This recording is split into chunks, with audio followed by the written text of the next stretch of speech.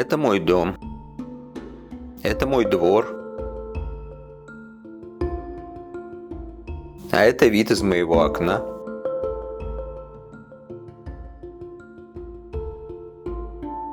А это полиция пришла за мной, чтобы заткнуть мне рот, чтобы лишить меня свободы, чтобы я не смел даже подумать о том, чтобы говорить правду. А это Невский проспект, главная улица моего любимого города Санкт-Петербурга.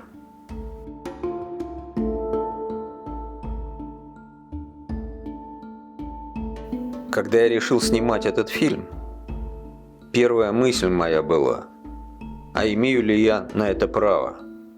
После тех страшных трагедий, того ужаса, который обрушился на украинский народ. Имею ли я право говорить о тех мелких личных страданиях, которые выпали на мою долю после убийств украинских детей?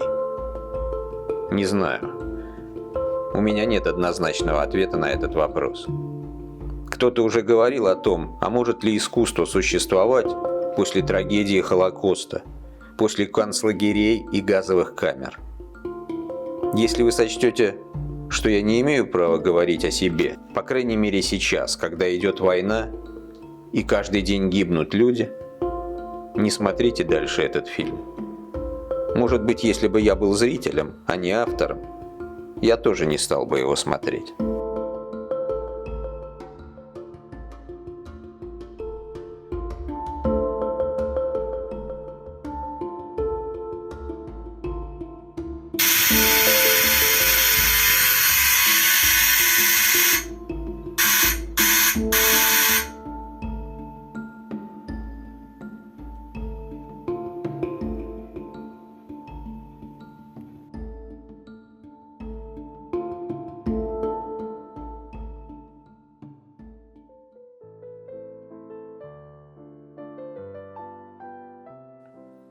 А это мой прадедушка. Я его хорошо помню. Мы с ним играли в футбол. Мне было 8 лет, а прадедушке 92. До революции он был управляющим крупной фирмы, занимающейся поставками мясной продукции. Говоря современным языком, он был топ-менеджером. Я сейчас часто думаю, почему он не взял свою семью и не уехал из России после революции? Может быть, он не интересовался политикой? Или не мог себе представить, до каких зверств опустятся захватившие власть большевики? Первый раз он был арестован в 29 году. Арестован без всякого обвинения. Суть его преступления состояла в том, что он был достаточно обеспеченным человеком. В камере, куда втолкнули моего прадедушку, невозможно было не только лежать, но и сидеть. Можно было только стоять, в притирку с другими несчастными, которые так в неподвижности стояли сутками, неделями. Люди умирали и продолжали стоять, потому что их невозможно было вытащить. Да никому до этого и дела не было. Наконец прадедушку вызвали на допрос. Он спросил у следователя: что вы от меня хотите? «Деньги?» – откровенно ответил он. «Забирайте», – сказал мой прадед. Они забрали все, в одно мгновение сделав его семью нищей. Но главное, что в этот момент ему вернули свободу. Почти на целых 10 лет.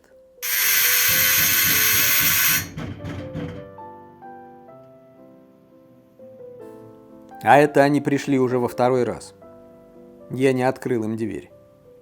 Они позвонили в квартиру соседей, сказали, что на меня поступил сигнал. Или, говоря по-простому, донос. Как все это по-нашему? По-российски. Помните у Довлатова? Мы без конца проклинаем товарища Сталина, но кто же написал 4 миллиона доносов? Соседка сказала мне, что полиция просит меня явиться добровольно. По-хорошему. Но в мои планы это не входило. Пришлось скрываться на квартирах у друзей, знакомых. Кстати, забыл представиться. Меня зовут Константин Селиверстов. Я кинорежиссер. Мой фильм «Патриот», высмеивающий путинских ура-патриотов, вызвал гневную реакцию тех, кто узнал себя в этой сатирической картине. Америка, fuck you. Русский человек посылает тебя на давление 120/80. Я живу в своей стране. Я счастлив. Какие конвенции? Засуньте их себе в жопу, свои конвенции. В женевскую жопу Женевские конвенции.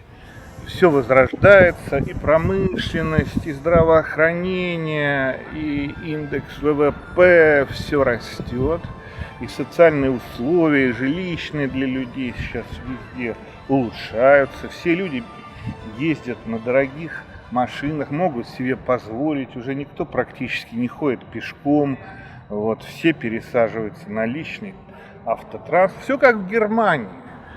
В свое время, когда Гитлер пришел к власти, сейчас и в России, вот, все хорошо. Крымна! Крымна!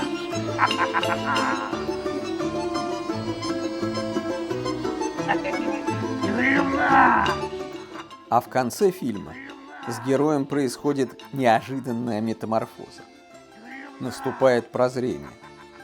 И он произносит удивительный для истинного, стопроцентного ватника монолог. У меня есть один знакомый, который, когда началась война, он, движимый чувством искреннего патриотизма, поехал защищать Донецкий аэропорт. При этом у него дома осталась жена беременная, и еще там, по-моему, дети были маленькие. И погиб, защищая этот Донецкий аэропорт. А вот так вот в итоге, вот он погиб. Он погиб там ради чего? И ради кого, блядь, вот он оставил свою жену, блядь, с маленькими детьми. Этот юноша, движимый патриотическими чувствами. Что он там, блядь, защищал? Он что, защищал, блядь, что? Великую Россию, блядь, на этом пятачке он защитил. Что он защитил, блядь? Вот скажите мне, в итоге исторически, блядь, 100 человек защищал. Ничего он не защищал.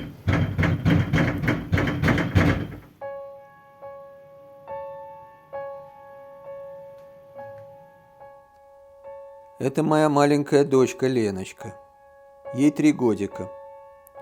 Когда стражи порядка колотили в мою дверь, она тихо, мирно смотрела мультики. В какой-то момент она посмотрела на меня с немым вопросом. «Почему же ты, папа, не хочешь впустить гостей? Разве не видишь, как им не терпится зайти к нам на чашечку чая? А может быть, эти гости хотят поиграть со мной?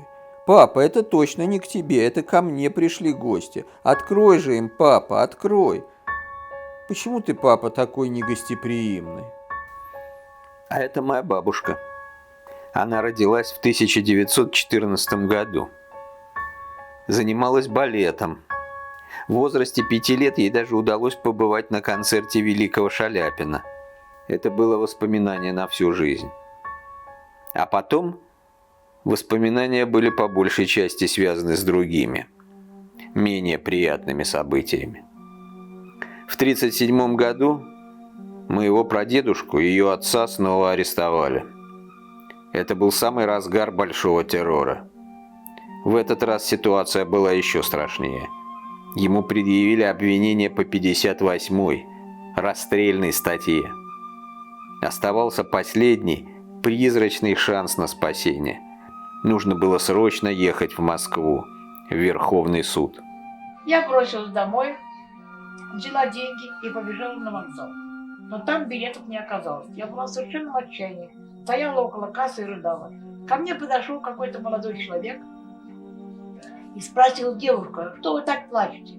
Я ему сказала, что если я не поеду хлопотать за папу в Москву, его расстреляют.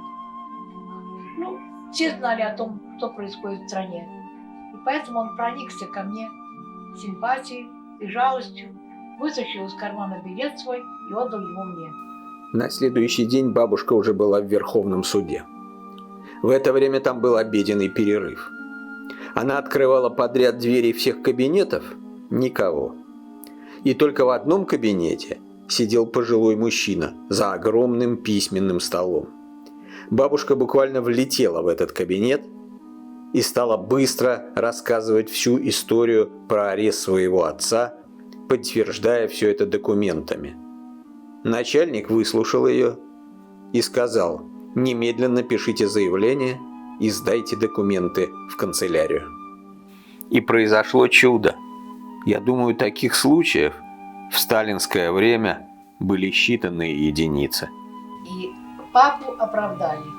Но суд ничего не забывает. Вполне возможно, что оправданный вернется из суда к себе домой, а там его уже ждет приказ об аресте. Что же, процесс начнется снова? А как же? Да, действительно, это было, конечно, не полное оправдание.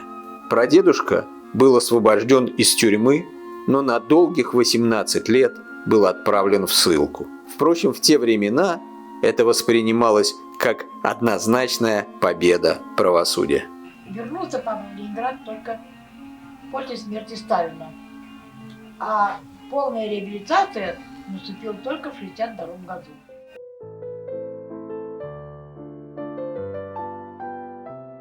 Все мы знаем из истории, как Ленин скрывался в шалаше в разливе от ищеек Временного правительства. Это, как говорится, исторический факт. Не думал я, что мне когда-нибудь придется последовать примеру незабвенного Владимира Ильича. Вот сейчас как раз вы видите Леночку. Папа снимает ее на камеру. Она, к счастью, не понимает, что папа не может жить у себя дома, не может жить нормальной жизнью, воспитывать свою маленькую дочку, потому что власть в стране захватили бандиты, для которых свободные люди, люди, говорящие правду, являются главными непримиримыми врагами.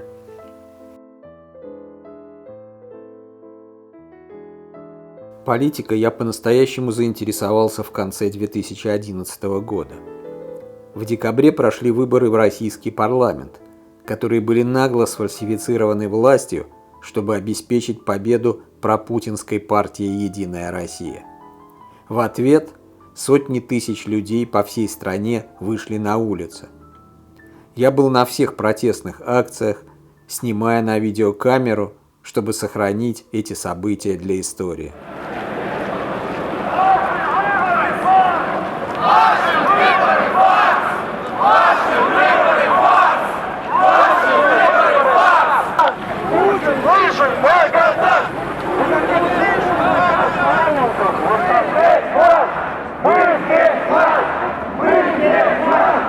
Нет полицейскому государству! Свободу полиции заключенным! Свободу полиции заключенным! Свободу полиции заключенным! Долой власть чекистов! Долой власть чекистов! За честную власть, за честных людей! За честную власть, за честных людей! За честную власть, за честных людей! В марте 2012 года состоялись президентские выборы, на которых снова, в третий раз, вопреки действующей Конституции, выдвинул свою кандидатуру Путин. Множество людей, выходя на митинги и демонстрации, сказали ему, что не хотят видеть его своим президентом. Путина на нары! Путина на нары! Путина на нары! Путин, уходи! Нам не по пути! Путин, уходи! Нам не по пути! Путин, уходи! Я не уехал из страны в 90-е, так как надеялся, что Россия наконец станет нормальной, цивилизованной, демократической страной. Я был уверен, что репрессии советских времен больше никогда в России не повторятся.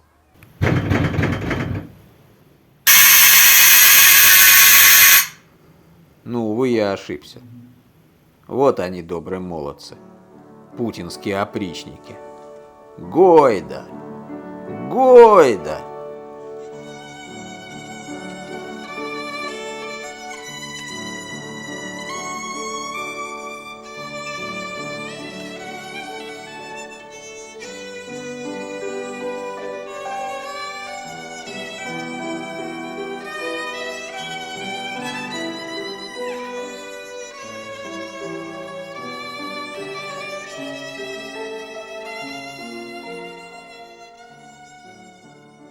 Мой папа музыкант, скрипач.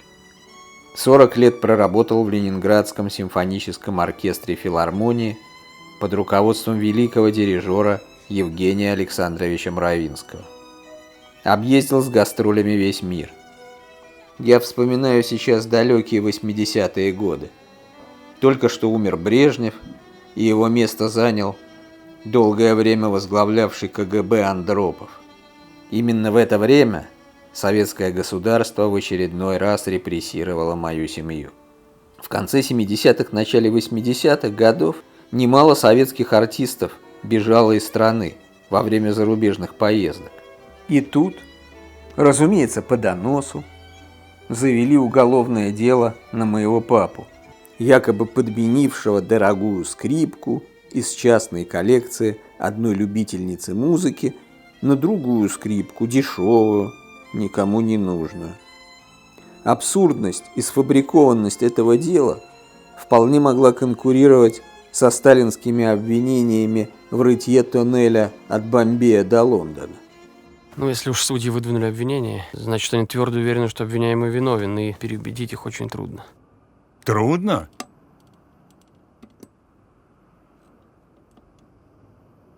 Да их переубедить вовсе невозможно. Защищал папу известный ленинградский адвокат Олег Валерьянович Дервис. Спустя много лет он напишет замечательную книгу, в которой целая глава будет посвящена делу моего папы. Вот несколько небольших цитат из этой книги. Как раз в это время в музыкальных кругах циркулировали слухи о том, что собирающиеся эмигрировать музыканты-евреи с помощью различных ухищрений незаконно вывозят из страны ценные инструменты. Естественно, этими слухами заинтересовались в КГБ. Донос пришелся очень ко времени. Дело вновь было возбуждено, и машина следствия завертелась. На этот раз его направляла очень могущественная рука. Не могу не вспомнить в связи с этим делом знаменитого дирижера Евгения Александровича Мравинского. Он на всем протяжении процесса подписывал ходатайство, ходил на прием к прокурору города, лично ручался за честность своего оркестранта, которого знал много лет. Все тщетно. КГБ был сильнее любых авторитетов, любых доказательств.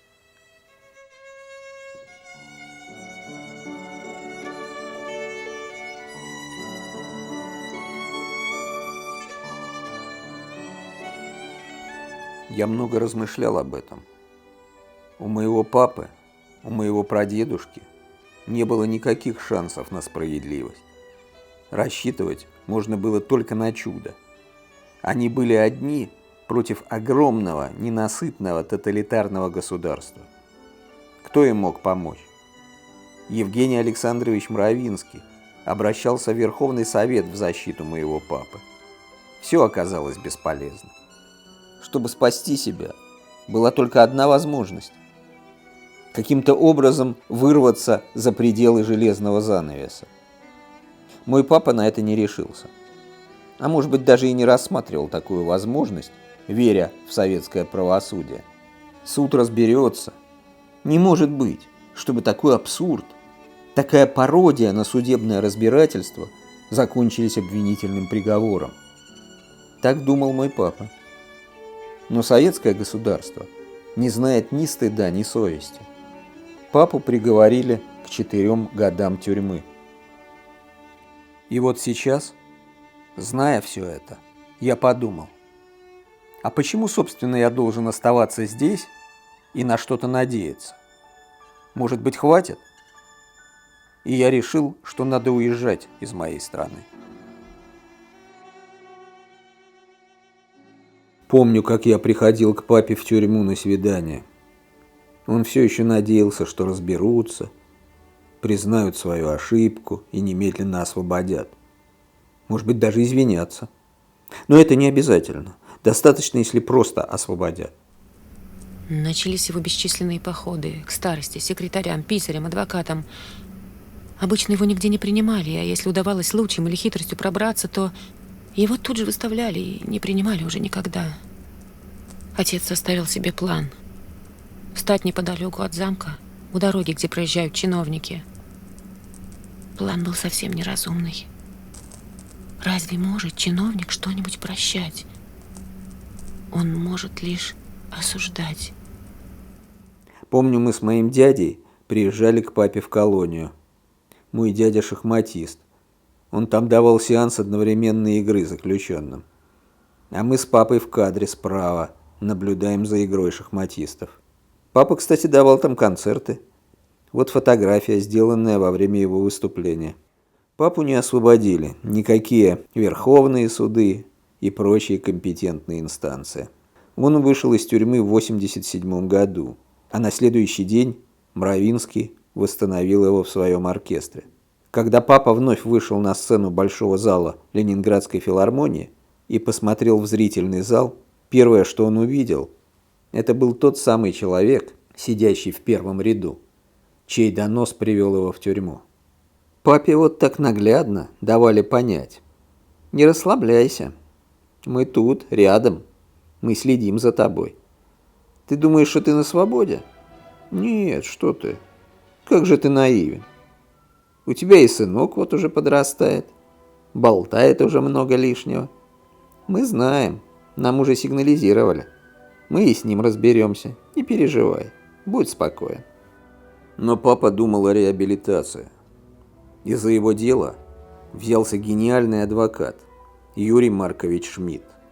Спустя много лет он станет одним из защитников Михаила Ходорковского. Я уверен, Шмидт довел бы папино дело до логического финала. И все, кто состряпал эту фальшивку, оказались бы на скамье подсудимых. Это был 1990 год. Время было подходящее, чтобы совершилось настоящее правосудие. Но в планы преступников не входило садиться в тюрьму за фальсификацию.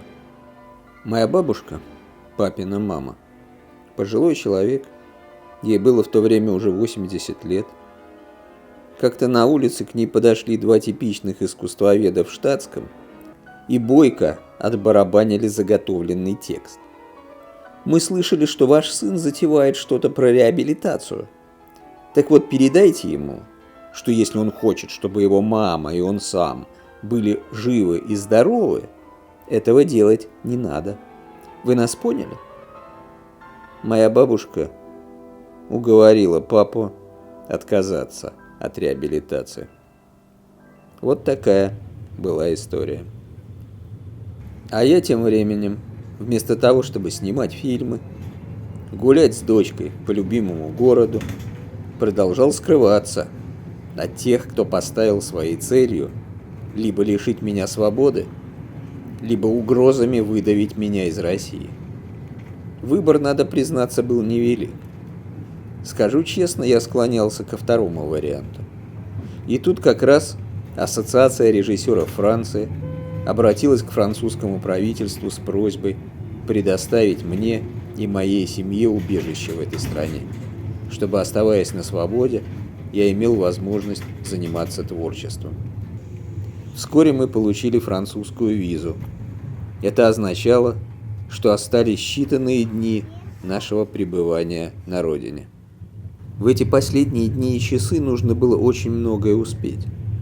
Поэтому передвигался по городу я в основном на такси и непрерывно снимал на смартфон из окошка автомобиля, чтобы оставить себе на память кадры с такими родными питерскими местами.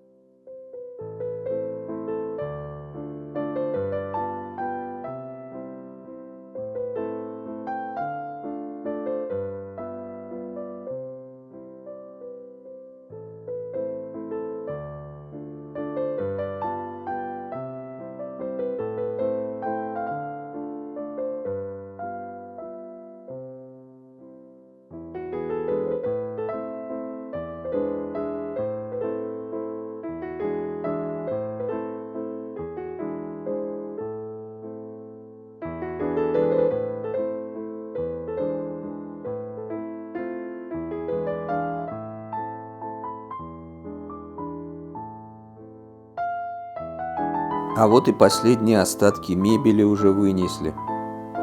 Квартира опустела. А ведь когда-то...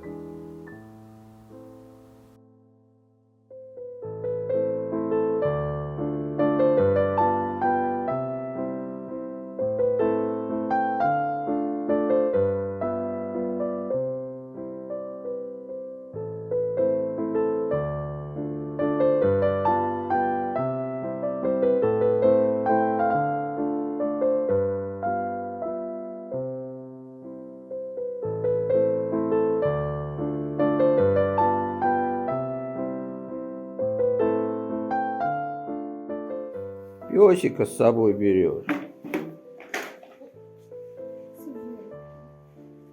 Идем, папа. Я иду, Лен, иду. Пойдем. Ну вот и настал день отъезда.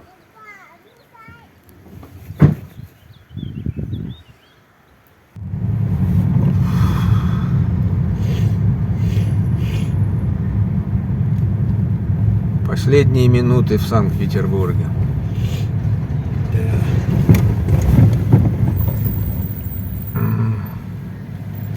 Московский проспект. Пробка.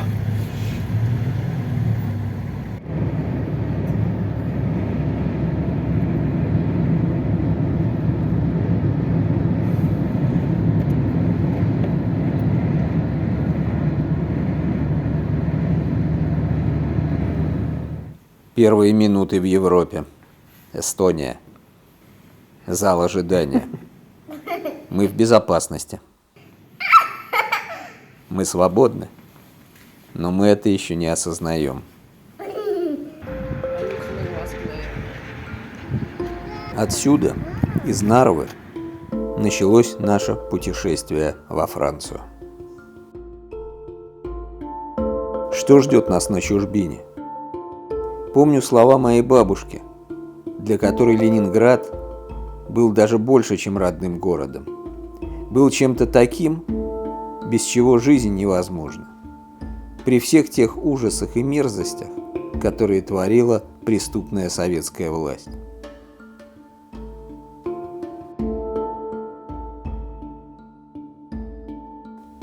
Гуляя по городу, мы случайно оказались у российского посольства.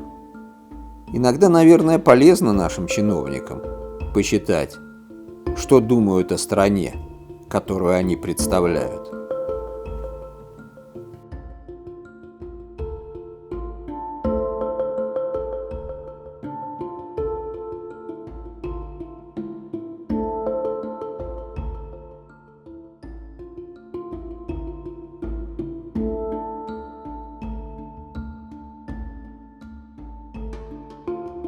А мы уже в Латвии.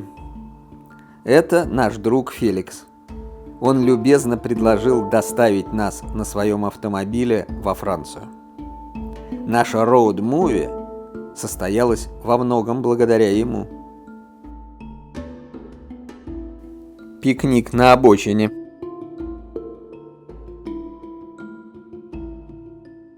Бульон ты наливаешь в тарелку и с каким-нибудь горячим хлебцем или с греночками.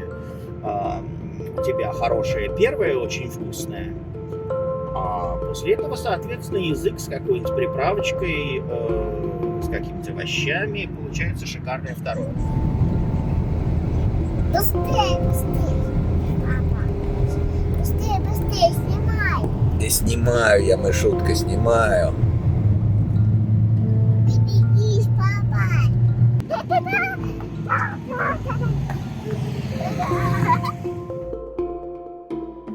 Мой бывший однокурсник, живущий 30 лет в Германии, все свое свободное время тратил на то, чтобы объяснять либеральным недоумкам, таким как я, живущим, заметьте, в России, как нам повезло с Путиным и какой он испытывает восторг, думая о России. А в Европе дела обстоят как раз наоборот. В ответ на мое предложение не мучить себя и вернуться на родину, в лоно партии «Единая Россия», он тут же замолкал, начинал часто моргать глазами И его взгляд очень красноречиво говорил: «Послушай, я же патриот, но я же не сумасшедший». Куда вы едете? Кому вы там нужны? В Европе своих таких девать некуда. Полиция к вам приходила. Не смешите. Путин вас испугался. Да у Путина есть поважнее дела, чем ваши пасквили на Россию изучать. Будете там, в этой Европе, плакать горючими слезами, будете проситься назад, на коленях приползете. Но мы вас обратно не примем. Нам не нужны предатели. Вот такие тексты время от времени раздавались нам вслед. Ну что ж, значит, есть и такая Россия, и именно от нее мы уезжаем, потому что мы несовместимы с ней. Да вали ты в свой капиталистический рай, в свой Израиль, в свою страну, Америку в эту. Куда ты там хочешь уехать? Уезжай ты, ради бога. Я себя чувствую некомфортно в России, некомфортно даже в родном городе. Всех, кто против, пожалуйста, вон отсюда, вон из моей страны, любимой, родной. Не нравится тебе Россия, матушка, где ты родился? Не нравится? Так иди отсюда нахрен, не хочешь ей служить. Я даже примерял на себя возможный отъезд, но здесь сложно. Во-первых, это мое родное, почему я должен уезжать? Ой, я чувствую себя очень комфортно в России. Я так комфортно себя чувствую. Даже не знаю, как сказать, насколько я комфортно себя чувствую.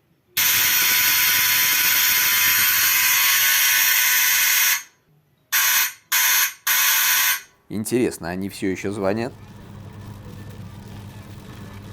Медленно, но верно, миновав Балтийские страны, Польшу, Чехию, Австрию и Германию, мы приблизились к французской границе. Очень хочу. Тогда пирог. Смотри, мостик.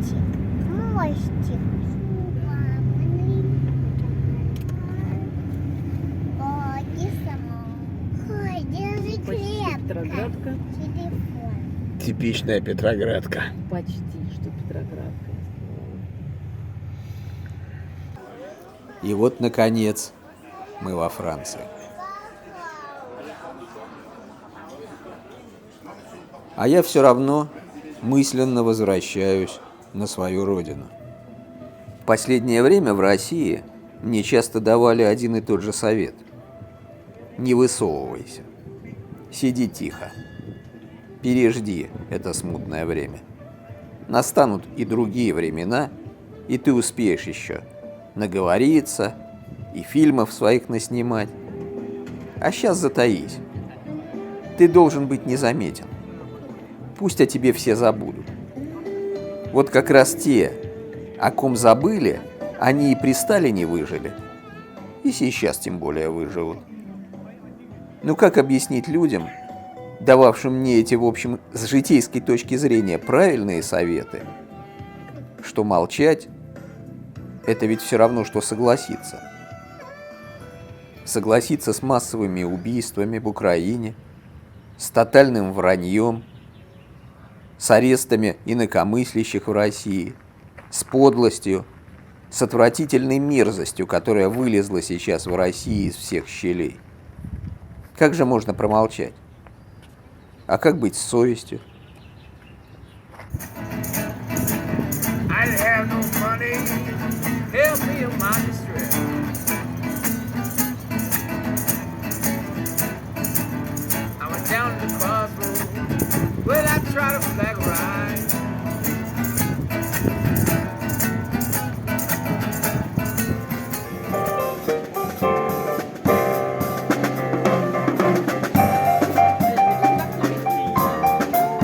Гуляя по улицам Страсбурга, первое время мне было очень странно и даже как-то не по себе, что люди могут просто жить и не находиться под воздействием какой-то агрессивной идеологии. настолько российская машина пропаганды затуманила нам мозги, что ты должен поддерживать специальную военную операцию в Украине тем или иным способом, либо участвовать самому, либо желать нашим мальчикам победы и клеймить иностранных агентов, врагов Отечества, в социальных сетях. Иными словами, твой выбор быть наемником-убийцей на захватнической войне, неважно с какой мотивацией, деньги или ложно понимаемое понятие патриотизма, или же драть глотку, не сходя с дивана в стиле пропагандистов с ГОС-ТВ. А если не то и не другое, то быть изгоем этого общества и готовиться к путешествию в ГУЛАГ, которое рано или поздно тебя в России не минует. Согласитесь, перспектива так себе. И вот сейчас мне было очень странно видеть людей, перед которыми этот выбор, к счастью, не стоит. Они просто живут своей обычной или необычной, но такой негромкой, неагрессивной жизнью. «Тебе там, наверное, очень скучно», — сказал мне по телефону один приятель из России. «Да, скукотища», — ответил я. «Так возвращайся, пока не поздно», — сказал он. «Ого-ого, уже бегу покупать билеты».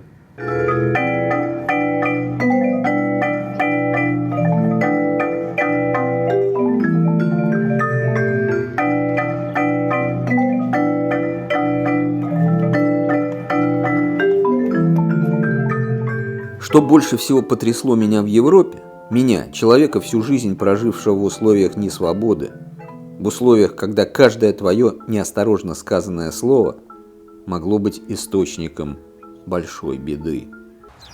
Озвучивать я его не могу, свое мнение правдиво. Почему? Потому что сейчас есть законы, по которым, если я буду говорить, меня могут сами понимаете, куда и на сколько лет. Зачем тогда мне это? У меня дети. Так вот, потрясли меня не 250 сортов сыра и колбасы, а как раз эта удивительная атмосфера свободы. Это непередаваемое ощущение почти мгновенно свалившегося с тебя груза из совковых страхов и комплексов. Какое все-таки счастье быть свободным человеком и ничего не бояться. Хотя, мне, разумеется, возразят, и, наверное, справедливо, что полной свободы нет нигде. Да, это так. Но все, как говорится, познается в сравнении. Я приехал из путинской России образца 2023 года. И мне есть с чем сравнивать.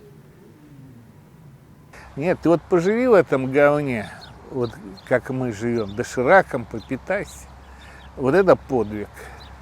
Со своими мыслями обо всем происходящем, которые у тебя есть. Патриотизм в России – это жить в говне и радоваться этому, и передать этот опыт подрастающему поколению. Тактика путинских стратегов состояла в том, чтобы заставить людей поверить в то, что от них ничего не зависит, что они все нули, тупое стадо, что они не граждане своей страны, ответственные за свою судьбу и судьбу своих детей, а просто какой-то никчемный сброд, лишенный чувства собственного достоинства. И надо признать, у граждан начальников получилось. И от нас, ни от единого человечка ничего не зависит. Протестуй, не протестуй, убивай, не убивай, насилуй, грабь, что угодно ты можешь, пляши, пой, пиши книги, там, посты в социальных сетях. Ничего не изменишь, ничего не изменишь, абсолютно. Поэтому радоваться жизни.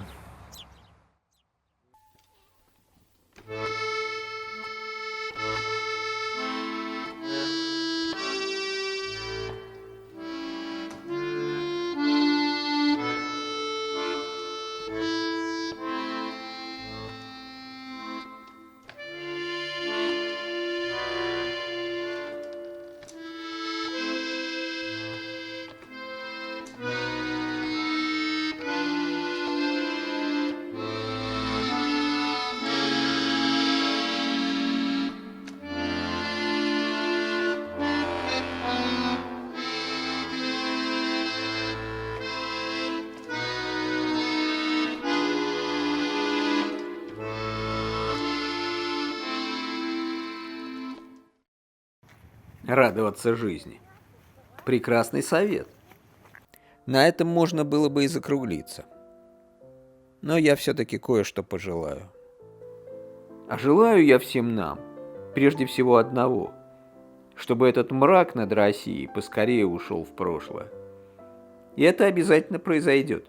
Когда-нибудь точно произойдет. Но уже без меня. И если меня спросят, хотел бы я, чтобы моя дочь когда-нибудь потом вернулась в прекрасную Россию будущего, я отвечу нет. Не хотел бы. Россия все время наступает на одни и те же грабли. Россия постоянно становится заложником своих преступных вождей. А мы, обыкновенные простые люди, оказываемся пешками в их безумных геополитических играх. Нас заставляют под страхом тюрьмы и смерти непрерывно с кем-то бороться, с кем-то воевать. Лично я не хочу ни с кем воевать, не хочу ни с кем бороться, ни с так называемыми врагами народа, ни с толпами неизвестно откуда взявшихся украинских нацистов, ни с представителями нетрадиционной ориентации, ни с кем. Я не боец, не революционер. Выходить на баррикады, увы, это не мое. Но находясь в России, я не мог промолчать. Мерзость этого режима победила во мне страх перед ним. Конечно, я сейчас ощущаю себя немного неловко. Фактически я бежал из России в тот момент, когда никто не мешал мне выйти на баррикады и погибнуть смертью храбрых, борясь за свободу своей страны. Это было бы хорошее завершение тихой, спокойной жизни, гарантирующее пару-тройку восторженных некрологов. Возникает только один законный вопрос. Зачем? Ради кого? Ради миллионов молчунов из глубинного российского народа, которым твоя борьба за свободу даром не нужна? На данном этапе развития ситуации лучше, чем Путин, никого нет и быть не может. Какой бы он ни был. Какой бы он ни был. Вот он сейчас на своем месте. У меня проблем каких-то, чтобы вот жаловаться и плакаться, нету. Поэтому я совершенно не сторонник кого-то охаивать или, наоборот, нахваливать там. Ну, вот как есть, так есть. Я понимаю, что хорошего много. Еще раз говорю, улучшений очень много. Не знаю, возможно, героизм не требует от своих адептов рациональных мотивировок. Значит, я, увы, не герой. Мне стыдно, но это так. Леночка, доченька моя любимая, мне так хочется видеть, как ты растешь, взрослеешь, читать с тобой книги, вместе слушать музыку, смотреть фильмы и обсуждать их. Лена, ты мой самый лучший друг. Я так люблю тебя. Но в нашей с тобой стране негодяи захватили власть. И я почему-то не хочу сидеть в тюрьме за то, что называю негодяев тем, кем они на самом деле являются. Негодяями. Но когда-нибудь режим падет. И я все-таки опять и опять надеюсь, что мои соотечественники наконец поймут глупость и бессмысленность непрерывной войны. И я лично мечтаю, чтобы на вопрос, что ты делал всю свою жизнь, можно было бы так скромно, по-простецки ответить: я жил, черт возьми. Я просто жил.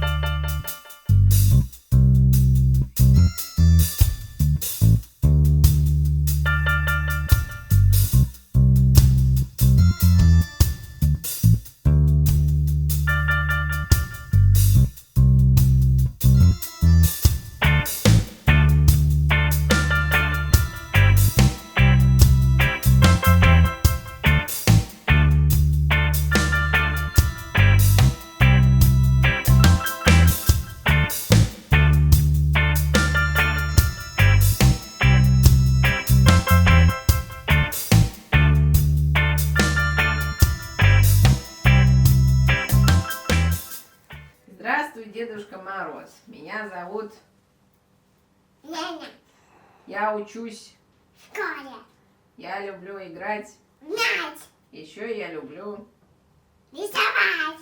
Дорогой Дедушка Мороз, я хочу получить на Рождество подарок. Набор. Машинка. Ну, еще там что? Автомобиль. Ага. И девочка. Вот. С наилучшими пожеланиями. Леня. Ура! А я тебе тоже приготовила подарок, мамочка. Какой?